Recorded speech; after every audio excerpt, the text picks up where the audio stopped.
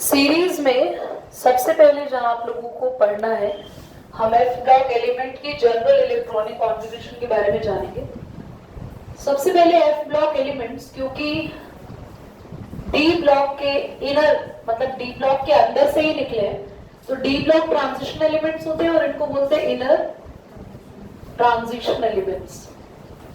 तो आपको ये वर्ड समझ में आ गया होगा, इनको इनर ट्रांजिशन एलिमेंट्स क्यों कहते हैं। जनरल इलेक्ट्रॉनिक कॉन्फ़िगरेशन की बात करें तो इनकी कॉन्फ़िगरेशन रहती है n-2 1 to 14 n-1 d 0 to 1 और ns2।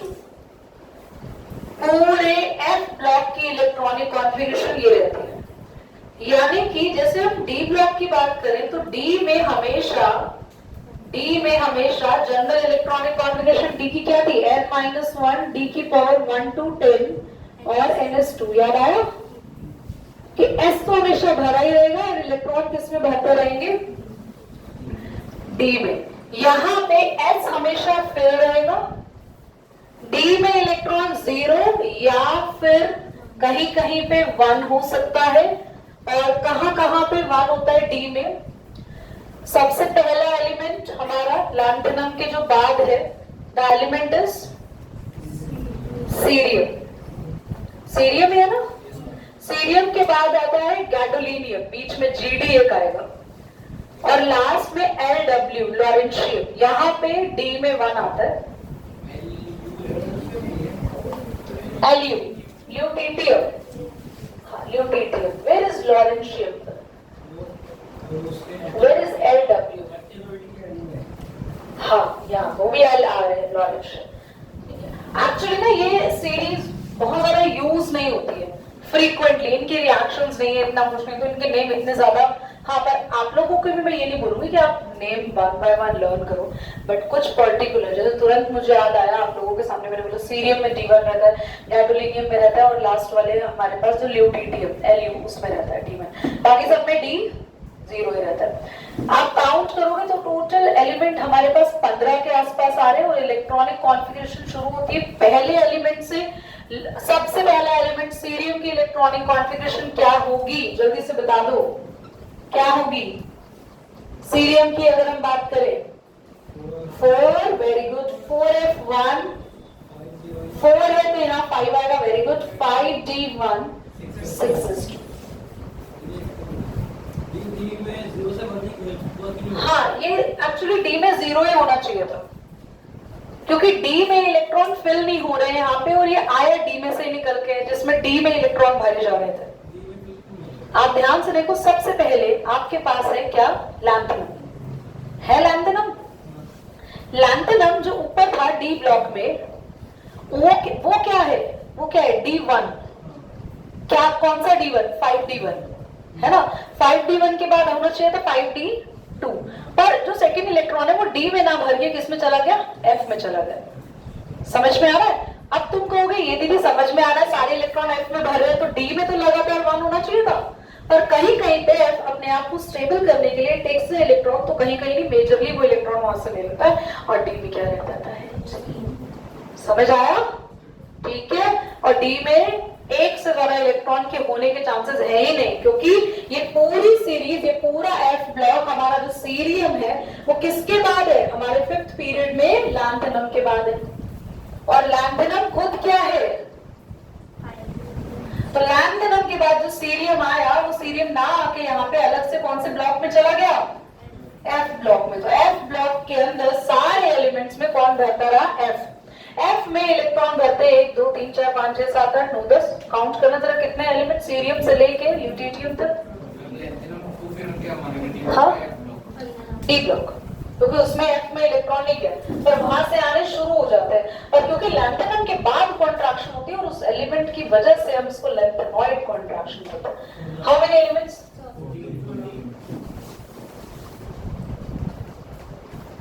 क्यों है 14, क्योंकि एफ में मैक्सिमम, और 14 इलेक्ट्रॉन आने के बाद हमारा एफ पूरा भर जाता है, और एफ के बाद इलेक्ट्रॉन अब एफ में तो वो F ब्लॉक, इसीलिए इनके बाद जो हमारा हॉफनियम है वो F भर चुका है।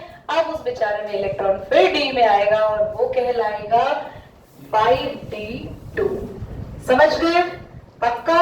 चलिए आपने यहाँ पे इसको नोट करना है जहां हमने एक लाइन लेफ्ट कराई थी। और अब आप लोगों ने लैंथेनॉइड में सीरियम लिख लो, गैडोलिनियम लिख लो 4f1। 4f1 नहीं होगा, कौन से नंबर पर आ रहा है गैडोलिनियम, चेक करना जल्दी से। सीरीज में गैडोलिनियम आ रहा है हमारे पास 7th नंबर पर, वहां से 4f7, 5d1 एंड 6s2। और एक दो एग्जाम्पल आप अपने मन से रख सकते हो। ल्यूटीटियम लिख लो 4f7, 4f14, 5d1, 6s2। तो कुछ एलिमेंट्स के नेम आप लोग अपने हिसाब से एग्जाम्पल लिख सकते हो। समझ में आ गया आप सभी को? सबसे पहले हम बात करते हैं सीरियम की। अच्छा, +3 ऑक्सीडेशन स्टेट की बात करते हैं। ठीक है, मैंने तुम लोगों को मैंने +4 में सीरियम एंड टर्बियम लिखवा दिया। सीरियम +4, +3 भी करता है तो +3 में भी लिख सकते हैं उसको। चलो देखो, ये तीनों एलिमेंट्स हमारे +3 ऑक्सीडेशन स्टेट को भी शो करता है।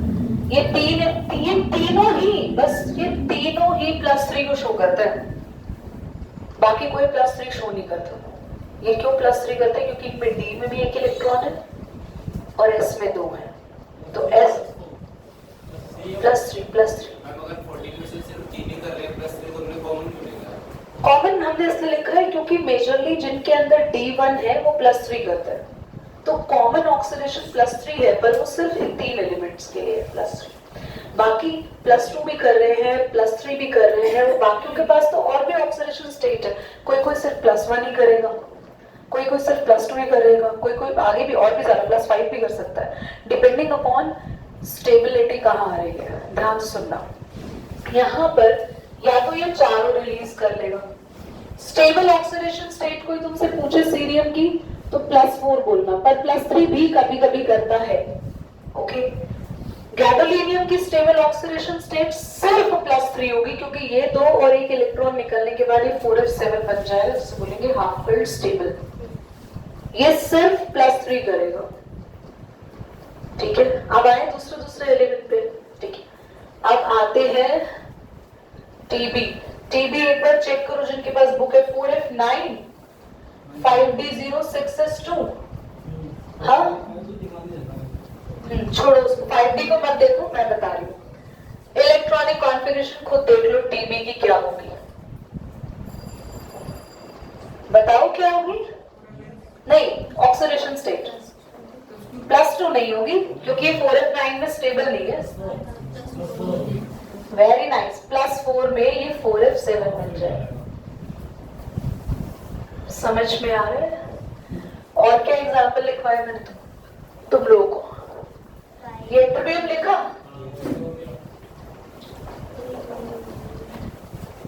एक काम करते हैं, आप लोग अपनी बुक के अंदर सारे एलिमेंट की ऑक्सीडेशन स्टेट्स को प्रेडिक्ट करो। 1 मिनट लगेगा पूरी सीरीज में जितना है, जल्दी नहीं उन लोगों के लिए करते हैं।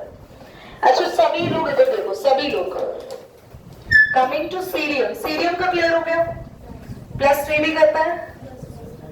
Now coming to lanthanum, +3। Lanthanum वैसे इसमें हम काउंट भी नहीं करेंगे, या 4f नहीं है ना, उसको f ऑर्बिटल नहीं है। या वैसे हीलियम में अगर हम बोले तो 4f5, 5d0, 6s2। अरमान बताएगा। 4f3 थर्ड नंबर है, बताओ। 4f3, 5d0 ये मैंने बताया, बस इन तीनों में 1 है, बाकी सब में 5d0 है। 6s2।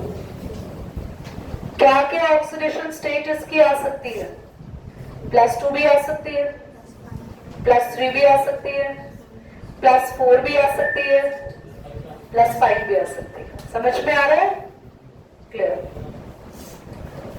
नाउ नियोडीमियम की बात करें तो नियोडीमियम है 4f4, 6s2। जल्दी बता दो।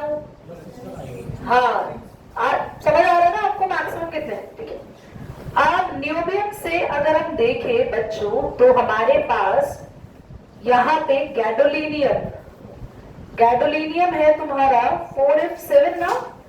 इससे पहले के जितने भी है उन सब की ऑक्सीडेशन स्टेट बढ़ रही थी और गैडोलीनियम के बाद देखो ऑक्सीडेशन स्टेट कम होने लग जाएगी क्योंकि 7 के बाद वो इलेक्ट्रॉन लूज नहीं करेंगे। गैडोलीनियम से पहले कौन है, जल्दी सी और series find out at your own. क्या है ऑक्सीडेशन स्टेट, 4f6 4f7 है, 5t0। तो 4f7 कैसे हो गया, गैडोलीनियम भी तो 4f7 है क्योंकि इसने 5d से एक इलेक्ट्रॉन टेकन अप कर लिया। तो आप देखेंगे यूरोबियम यानी कि 4f7 6s2 है तो इसकी खाली +2 ऑक्सीडेशन स्टेट होगी और आपने ट्यूशन कॉपी में देखो इसके लिए सिर्फ +2 लिखा है। कैन यू सी, यस और no, why we write only +2? दो ही इलेक्ट्रॉन रिलीज कर सकते हैं पर गैडोलीनियम 4f7 होने के बावजूद +2 नहीं +3 है। क्यों, क्योंकि उसमें 5d में भी इलेक्ट्रॉन। समझ आ रहा है सभी को, पक्का? लास्ट की बात करें तो यट्रोबियम को देख लो जल्दी से, यट्रोबियम और ल्यूटिटियम। यट्रोबियम क्या है, 4f 5d 6d 6s तो सिर्फ +2 कर रहा है और लास्ट का ल्यूटिटियम +3 भी कर रहा है। आप मुझे बताओ, मुझे कुछ लिखवाने की जरूरत है क्या? आप सब सीख गए?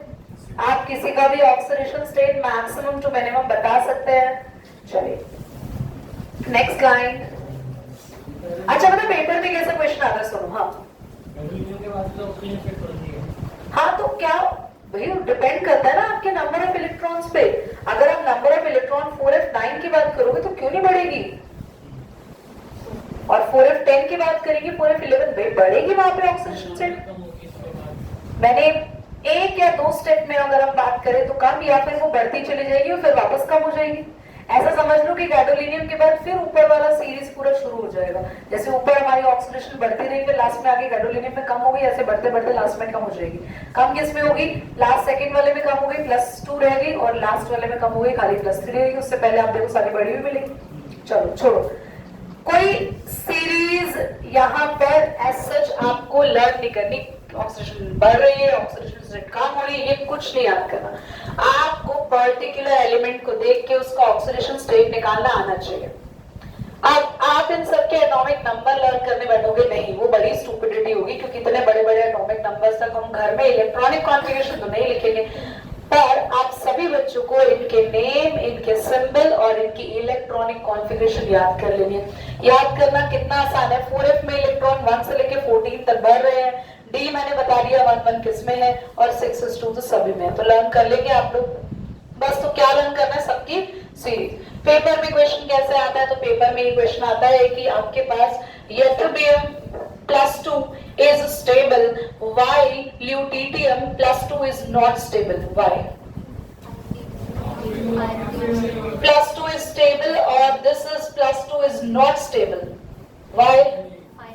Because in +2 state this achieve half-fill electronic configuration of the 4f, and while lutetium has not been achieved till now,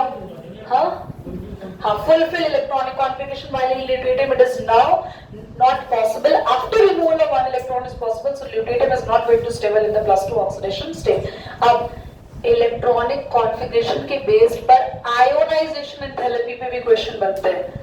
ionisation enthalpy, मेरी बात को ध्यान से सुनना, for +3 oxidation state of lutetium, ऐसे बोलते हैं third ionization enthalpy. Third ionization enthalpy of lutetium is quite low as compared to ytterbium. तो आंसर आप खुद कर दो। Because once it remove electron, third electron, it will going to achieve normal gas electronic configuration. It will going to be stable. And once it remove the first electron, it is going to lose its stability. भैया इसके तो 4f13 हो जाएंगे, तो इसकी IE super duper high होगी, IE यानी ionisation enthalpy, और इसकी IE लो होगी। तो क्या आपको ऑक्सीडेशन स्टेट्स पे क्वेश्चन कैसे आएंगे वो भी क्लियर हो गया, ऑक्सीडेशन स्टेट निकालना भी क्लियर हो गया। तो पीपल ध्यान से सुन लो मेरी बात, सभी बच्चे, आप सबको ऑक्सीडेशन स्टेट और आई इक्वेशन के लिए इलेक्ट्रॉनिक कॉन्फ़िगरेशन याद होनी चाहिए। सुपर सुपर हाई होगी, क्यों? क्योंकि +3 में वो इलेक्ट्रॉन देना नहीं चाहेगा। Ionization enthalpy is always going to be high for the atom, which is going to release the electron in very difficulties.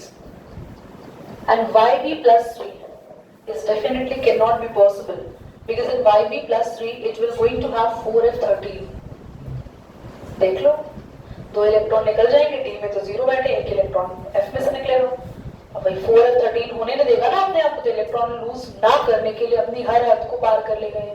तो आप कितनी मर्जी एनर्जी दो तो इलेक्ट्रॉन नहीं देगा आपको, तो बहुत ज्यादा हाई आयोनाइजेशन एनर्जी भी देगा। ठीक है, समझ में आ गया सभी को? पक्का क्लियर? चलिए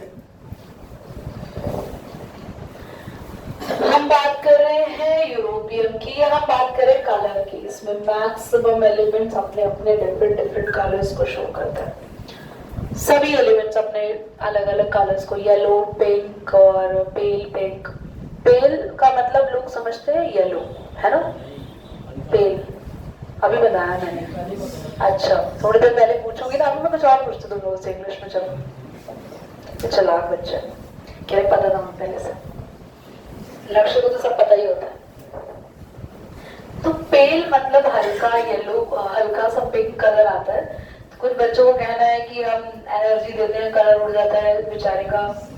कुछ बच्चों का कुछ और ही कहना है। देखो सुनो ध्यान से, यूरोपियम का ऑक्सीडेशन स्टेट होता है 4f7 5 0। कहाँ लिखा है मैंने यूरोपियम? लिखा ही नहीं ना यहाँ पे कहीं। 4f7 5d0 and 6s2। ये 2 इलेक्ट्रॉन रिलीज करके बड़ा हैप्पी फील करता है। +2 ही इसका ऑक्सीडेशन स्टेट रहता है। बट अगर हम इसको बहुत ज्यादा हाई एनर्जी देते हैं तो इट कम्स इन +3 ये ऑन है, और +3 में ये 4f6 हो जाता है। और क्योंकि हमने इसको क्या दिया, बहुत ज्यादा हाई एनर्जी, तो बाकी के इलेक्ट्रॉन भी उसमें से कुछ एनर्जी एब्जॉर्ब करके एक्साइट हो जाते हैं और वो आगे के एम्प्टी शेल में जंप कर जाते हैं। और जब इलेक्ट्रॉन अपने शेल से दूसरे शेल में जंप करता है तो वो कलर प्रॉपर्टी शो करता है। उसे ही कहते हैं एफ ट्रांजिशन। एफ शेल से ही एफ में आना। +2 में दीदी क्यों नहीं हो रहा था? क्योंकि +2 में हम इतनी एनर्जी दे ही नहीं रहे थे, वो खुद ब खुद बहुत कम एनर्जी में अपने इलेक्ट्रॉन को रिलीज कर रहा था। बट +3 में जब ज्यादा एनर्जी थी तो जाके सफिशिएंट एनर्जी बाकी के इलेक्ट्रॉन्स को मिली कि वो एक्साइट हो सके और क्या शो कर सके। तो एग्जाम में ये क्वेश्चन आएगा कि यूरोबियम is going to stable in its +2 oxidation state, but why only it shows the pale pink color in +3 oxidation state? So can you able to write down, because now the enough energy is going to supply to eurobium so that the left electron that is in the 4f orbital, which are the 6 electrons, have sufficient energy to get excited and shows their FF transition and acquire a specific color, that is the pale pink color. अब ये question घुमा फिरा के बाकी किसी भी element के लिए आ सकता है। तो will you able to write down? चलो बढ़िया। चलो एक और एग्जाम्पल दूं आप लोगों के लिए। टर्बियम को देखो सब, टीबी। जल्दी से टर्बियम को देख लो। गैडोलिनियम के बाद है। इलेक्ट्रॉनिक कॉन्फ़िगरेशन क्या होती है उसकी? 4f9। हाँ, और मैं आपको बोलूंगी टर्बियम +3 ऑक्सीडेशन स्टेट क्या होगा? हाँ, टर्बियम +3 4f8 है ना? 4f8 स्टेबल है? थोड़ा स्टेबल है या बहुत अनस्टेबल हो गया? बहुत अनस्टेबल हो गया। 8 में छोड़ दिया तुमने। वो ये कह रहा है भैया लेके जाओ मेरा एक इलेक्ट्रॉन, आप कह रहे हो नहीं नहीं, वही कह रहा है मैं इलेक्ट्रॉन नहीं दे सकता। मैं आपको टर्बियम क्या था बताना, 4f9 और 5d0 6s2 ये था। ये कह रहे हैं अगर मेरे 6s में से 2 इलेक्ट्रॉन निकालूंगी तो मैं तभी दूंगा जब मेरे 4f में से 2 इलेक्ट्रॉन निकाल लूंगी। +4 ऑक्सीडेशन से नीचे मैं बात नहीं करूंगा, पर बेचारे को एक ऐसी हालत में छोड़ना पड़ा जब उसने +3 ऑक्सीडेशन स्टेट बनाई तो बहुत ज्यादा हाई एनर्जी पे डेवलप हुई होगी। तो आप देखना मैं ऑड ऑक्सीडेशन स्टेट्स की बात कर रही हूँ, जो पॉसिबल नहीं है तो कब पॉसिबल होगी, पॉसिबल नहीं है ये ऑक्सीडेशन स्टेट तो कब पॉसिबल होगी। धरती फट जाए इसमें आप और मैं समा जाए, है ना। ऑक्सीडेशन स्टेट कब पॉसिबल होगी, हाई एनर्जी पे, और हाई एनर्जी पे जब भी पॉसिबल होगी तो उस एनर्जी का यूटिलाइज करके बाकी के इलेक्ट्रॉन कौन सा फेनोमेना शो करेंगे, और क्या होगा, कलर चेंज। समझ आ गया, पक्का आप लिख देंगे। थोड़ी फिर से मेरी कैलोरीज बर्न हो जाएंगी, क्योंकि वैसे तो खुद से होनी नहीं है। बच्चों एक बात बताओ, आपके लिए एक क्वेश्चन मैं पूछने चाह रही हूँ, किसी भी एलिमेंट की मैग्नेटिक प्रॉपर्टी शो होने के लिए उसके पास क्या होना चाहिए, होती क्या है, देखो मैग्नेटिक फील्ड, बहुत बढ़िया, आउटस्टैंडिंग। होती क्या है मैग्नेटिक फील्ड। ये व्यूज इसलिए तो नहीं आ रहे, मैं टीचर बेकार नहीं हूँ, मेरे स्टूडेंट पीछे से तो आंसर करते हैं, उनको लगता है ये सब नकली है कि लोगों को हटा रखा है और वो ऐसी उल्टी सीधी बातें कर रहे हैं। मैग्नेटिक प्रॉपर्टी का है मतलब, देखो सुनो, मैग्नेटिक फील्ड तो मैग्नेट के आसपास हो सकती है ना, पर कोई ऐसा एलिमेंट जो मैग्नेटिक प्रॉपर्टी शो करे, दैट मीन्स वो मैग्नेट से अट्रैक्ट हो जाए, या फिर हम उसको कुछ एनर्जी देके मैग्नेट बना सके। अभी हम उसके मैग्नेटिक फील्ड की बात नहीं कर रहे। मैग्नेटिक प्रॉपर्टी होने के लिए सिर्फ एक चीज का ध्यान रखो, सिर्फ जिस चीज का ध्यान रखना है वो, हाँ बोलो, ये देखो कहां से बुझा हुआ आंसर निकल कर आया, अनपेयर्ड इलेक्ट्रॉन्स। सो ऑन ये, इसको तो मैंने सीएफटी में पढ़ाया था बेटा, अभी जो थोड़ी देर पहले कोऑर्डिनेशन कोवैलेंट कंपाउंड की क्लास दी थी। तो आपके पास किसी भी एलिमेंट में अगर कहीं भी अनपेयर्ड इलेक्ट्रॉन है, लुक एट मी, 2 टाइप की मैग्नेटिक प्रॉपर्टी होती है। Those element which are strongly attracted by magnet are called paramagnet, and which are not being attracted by magnet or weakly I can say that repelled by the magnet, they are diamagnets. Paramagnets attracted by the magnets, diamagnets repelled by the magnets. अब कौन होगा para, कौन होगा dia, हम terbium, हाँ आपने पहले T block में लिखवाया हुआ है attracted by magnetic field, attracted by magnetic field, वही तो मैंने बोला, अट्रैक्टेड बाय मैग्नेट, है ना। मैग्नेटिक फील्ड सही था ना, तुमने मैग्नेटिक फील्ड पैरामैग्नेटिक वर्ड को या ऐसा बोले मैग्नेटिक प्रॉपर्टी को एक्सप्लेन करने के लिए बोल दिया खाली। देखो मेरी बात को ध्यान से सुनो, वेरी गुड, मैं आप सब ध्यान सुनो। If I am asking what is food,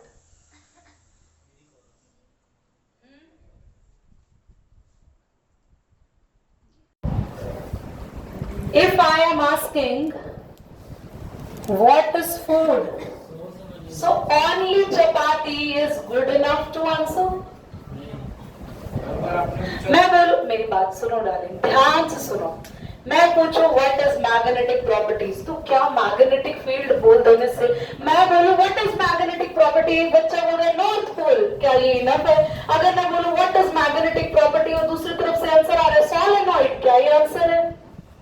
You are right, but मैं partial right answer को accept सिर्फ इसलिए नहीं करती because आपको अब स्कूल छोड़ना है। You are supposed to enter in IIT. मैं तो सोचती हूँ ऐसा सपना तुम्हारे लिए देखती हूँ, of course. तो ऐसे आंसर नहीं दो, क्योंकि आप देखो मैं आपके आंसर को अप्रिशिएट करूंगी, पर मैं आपके आंसर को तब अप्रिशिएट करती जब शायद आप एक जूनियर स्टूडेंट होते हैं। मैग्नेटिक प्रॉपर्टीज का साफ साफ मतलब होता है, सिंपल सी बात, आप पूरी लाइन के साथ एक्सप्लेन कर दे, द एलिमेंट और the substance which are going to attract by the magnet have some kind of the magnetic property. Let's answer about the coin. आप बड़े बच्चे हो चुके हैं, your answer are going to be showing your personality. If I am a teacher and I'm just saying a word magnetic property in the class, what are you going to study by me? नहीं पढ़ोगे. मैं एक एक चीज को तुम लोगों को कैसे ओपनली बताती हूँ, सारे के सारे क्लॉज. अब मैंने तुम लोगों को जैसा ऑक्सीडेशन स्टेट पढ़ा दिया ना एफ ब्लॉक का, तुम पढ़ लो अपने आप, खुद समझ नहीं आएगा तुम लोग को एनसीईआरटी से. नहीं आएगा, अब आ जाएगा. अब हम, मेरी क्लास का टाइम हो रहा है, जल्दी से फटाफट से क्विकली हम टॉपिक पे वापस आते हैं. यू वर राइट, ठीक है. Now smile. बट मेरे को तुमसे एक्सपेक्टेशन थोड़ी ज्यादा है, दैट्स व्हाई आई जस्ट, मैं हंस पड़ी उस पे. ये देखो ना, ये हमारे गुरुजी, ये क्या आंसर कह रहे थे? हाँ, क्या हो? तुम लेकर आना अगली बार से बेटा. अरमान, समझ गए? चलो.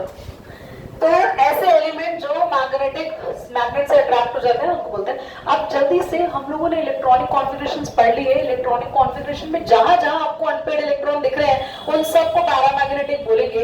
सबसे लास्ट में आ जाओ, सबसे लास्ट में आ जाओ. What is that? 4f14 और